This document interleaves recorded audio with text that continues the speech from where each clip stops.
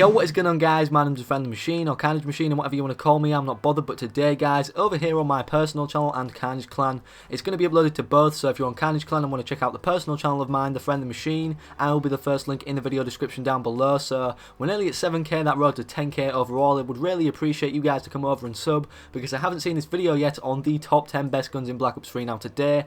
These aren't going to be biased opinions of mine. I've talked to Frizz Eyes and Chain, who as most of you guys have probably heard of already, due to the fact of the amount of gameplays that are amazing standing going up on Carnage recently. For example, Frizz Eyes is Search and Destroy Nuclear, and for example, Chain's Hexa Nuclear, which is obviously 6 nuclears in the same game. But not only that, in the span of 10 minutes and a 10-minute total mode, which is actually in Black Ops 3. So anyways, without any further ado, we're going to get straight into the top 10 list right now, and including the class setups that I've got in the gameplay in the background for you guys provided when I'm showing off all these guns. So anyways, in the number 10 spot we have the Shiva. And the Shiva, what machine? What are you on about? Because obviously in hardcore this thing is a machine. I mean, it's me, but it's not friendly. So anyways, in hardcore it's a one-shot kill. In core it's always a two-shot kill. I mean, at the very longest ranges I don't think it'd ever be a three-shot kill, but obviously with high caliber, even in core, it's a one-shot to the head without the enemy being weakened. So it's a very good gun. But overall, for a top 10 list, I mean, the weapon balancing is pretty good in Black Ops 3, you have to admit already, and obviously because of the patches and stuff, they're paying attention to their game. So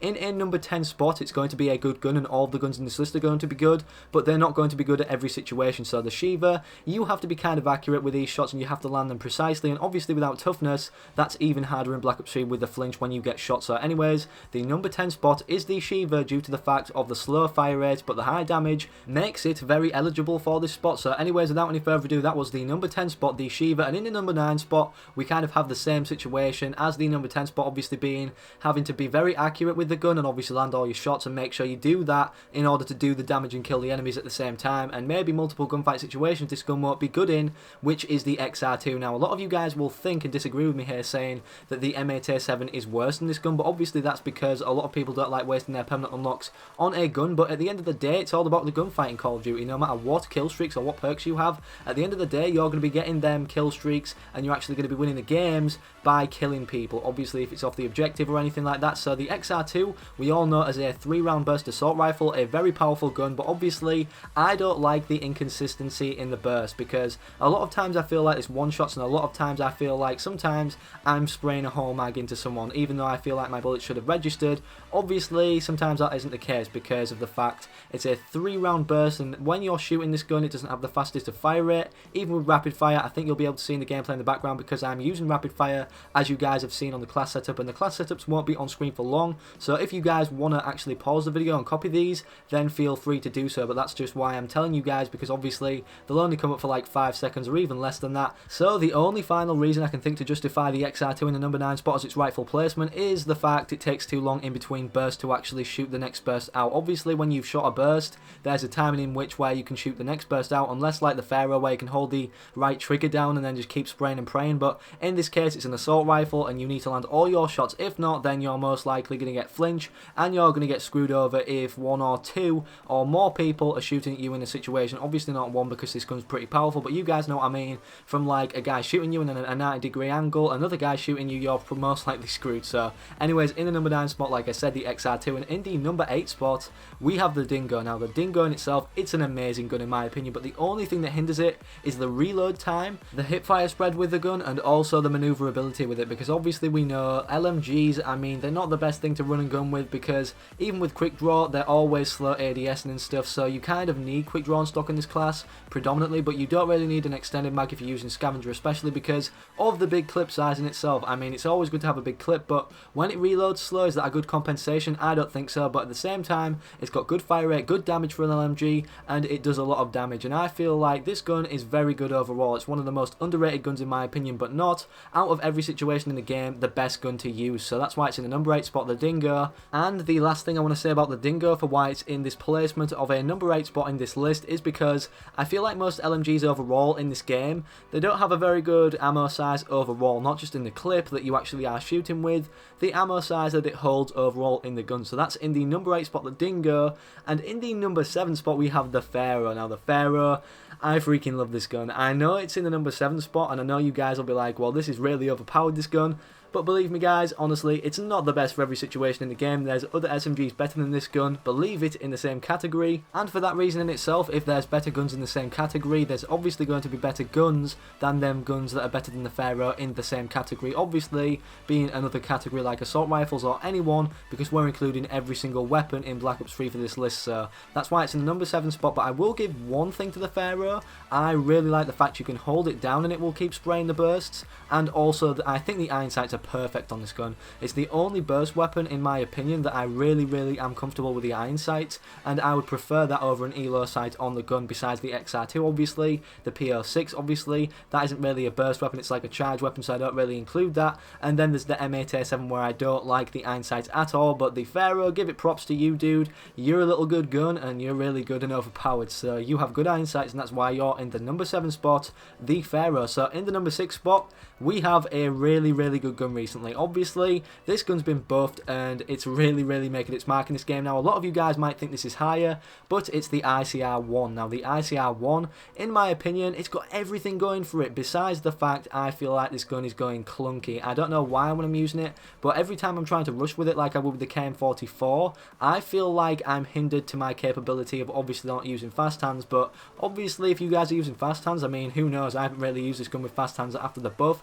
I'm rushing around going for nuclears with my scavenger, but it's got really good iron sights. It's got that one where it allows you to see a lot, where it's just like a little pin, that pinpoints out enemies, and it's really accurate. It's the most accurate assault rifle in my opinion that isn't a burst one, and also it's a really powerful gun. It's got good range and it's got good ammo capacity overall, so if you put the right attachments on this gun, it's really good for anything, because it's good at close range, it's good at long range. But besides all the good points I've given, the reason it's in the number 6 spot overall is because I think this gun needs rapid fire. Overall, I feel like rapid fire should be built into this gun, because I don't feel like it shoots fast enough even with rapid fire. It doesn't feel comfortable for me. I know a lot of the other guns like the Man of War that shoot slow and they do a lot of damage. I don't feel like the correlation between damage and fire rate are very good on this gun, so that's why I've put it in the number 6 spot, and that's why the other guys at Carnage for his Eyes and Chain have also agreed with that placement on this list. So now narrowing it down to an updated number 5 or top 5 list for the best guns in Call of Duty Black Ops 3, we have the M8A7. Now, you guys already know, if you use the right attachments on this gun,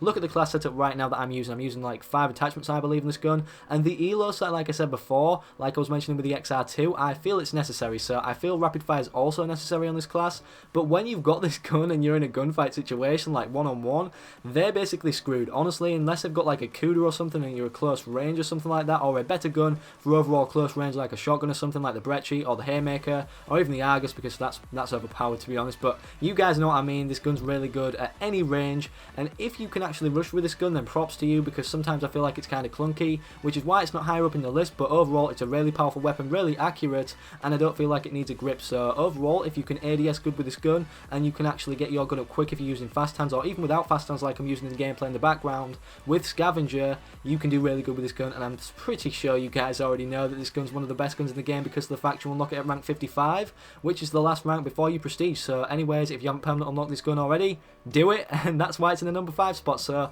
in the number 4 spot, we have the Kuda. Now the Kuda, oh my freaking god, this is such a good gun. I feel like it's the MP7 of Black Ops 3. Now, if you guys didn't know, in Modern Warfare 3, the MP7, it was one of the best guns in the game, if not the best gun in the game, considered by many for pub stomping and competitive, as well as the fact it competed with the ACR 6.8. Now, the ACR, when I say that gun, you should freaking know already, it's probably the best gun in COD history. So, anyways, that's why it's in the number 4 spot, really. There's not much more to say about it, apart from the fact it follows MP7 traits. It's got good accuracy at range, it's got good range, even without the range proficiency like you could add in Modern Warfare 3. It's got good fire rate, it's got good clip size, it's got good reload time, it's got good handling, and when you maneuver with this thing and when you use the movement system to your advantage in Black Ops 3, oh my god, noobs are gonna die. So anyways, that's why it's in the number 4 spot, the Kuda.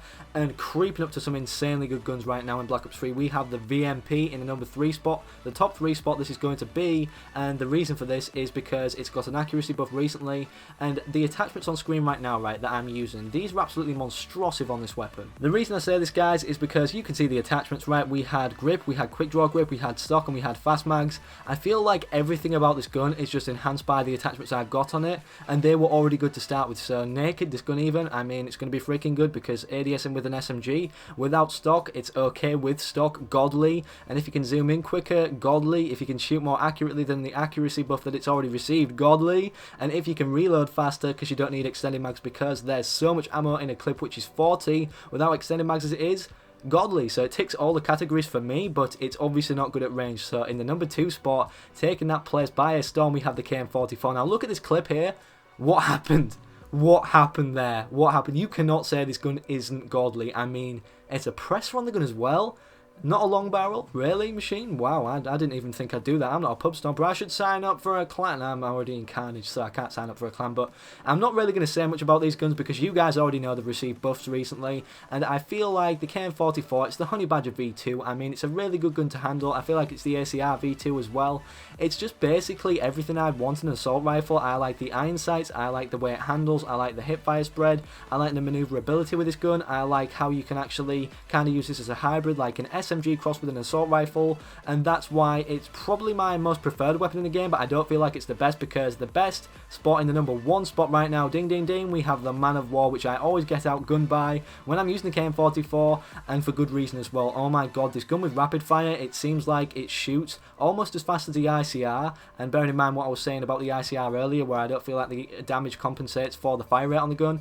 I mean, the Man of War, it's just going to destroy it then, isn't it? I mean, the Man of War overall, you don't really have to be too accurate with it, but if you are accurate with it as well as using rapid fire, then it's going to be monstrosive at any freaking range. I've outgunned Kudas with rapid fire, I've outgunned VMPs with rapid fire at close range and long barrel, so this gun overall, I feel like it caters to everything. It's not too clunky. If you use the ELO sight and the right attachments that I've got on screen right now for you guys, you will do absolutely amazing with this gun, and overall, it's the best gun in the game in my opinion. It feels right to use. It just feels right in my hand when I'm shooting this gun and going for them nuclears, but obviously sometimes you get BS like War Machine shooting you and kinetic armor users. So anyways, that's all for today's top 10 list. Hope you guys enjoyed. If you want to see more top 10s on Carnage, make sure to let me know, and if you're on the personal channel, then hit me up as well in a private message on Twitter or on YouTube or in the comment section down here. I would love to know your guys' feedback on this, and if you guys enjoyed today's video up until this point and want to make my day the creator of today's video, my channel link will be the very first link at the top of the video description down below. You'll probably be able to see it without even clicking the show more button for the description, and then if you're clicking on it and even check out my channel, then you're getting a kiss on the forehead if I ever see you comment or see you in real life. And if you're subscribed already, wow, you did, maybe not, no, but a few of you might, you're getting a lick on the elbow. So thank you all so much for the support on Carnage and my personal channel. I'm always grateful for each and every one of you guys watching the video. Even if I don't get positive feedback, at least honesty is going to be there. So thank you all for watching, thank you all for the support. I love you all as usual. Peace out.